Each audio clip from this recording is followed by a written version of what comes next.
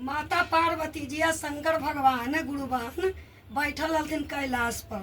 तो कैलाश पर बैठल बैठल देखलथिन कि इतना भक्त हेवे लेकिन कोई के पेट न भरते है, आ कोई के दुख है, कोई के तकलीफ है। जे महादेव तनी सा चल के दया बरसा देहूँ। महादेव कहलथिन कि सुना पार्वती, सब घड़ी तो तू ऐसे ही करह, तो दया सबके एक किस्म कर देबो तो कोई के कोई काम न करतब। तैयो माता पार्वती जी कहलन कि सुना स्वामी, हम कही लुआ जे तोरा माने पड़तब। आज सब के धरती पर जितना संसार में है सब के धनिक मनिक बना द। शंकर भगवान कहलन कि अच्छा पार्वती सोच ला, आ तोर कहल पर हम बनैते ही बा।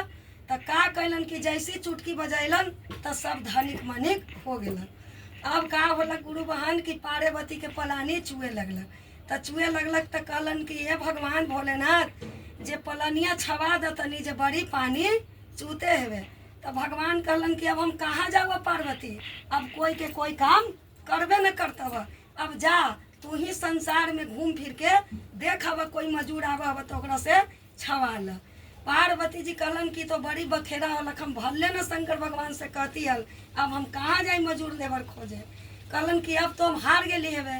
तो समुच्चे संसार में पार्वती चल गलथिन गुरु बहन, आ सबके दुआरी दरवाजा खटखटैलन।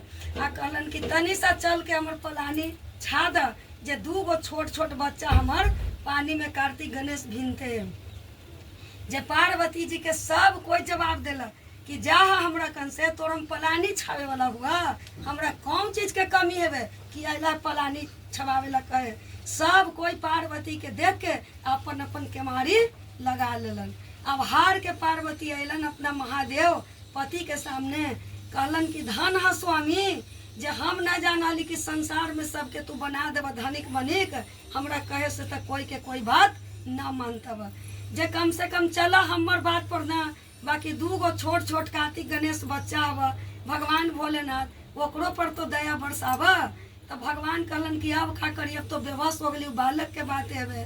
तो भोलेनाथ का कहलन कि फिर चुटकी बजैलन, आ जस के तस धरती पर कर देलन, आ पार्वती के पलानी छा देलन। प्रेम से बोलिए शंकर भगवान की जय।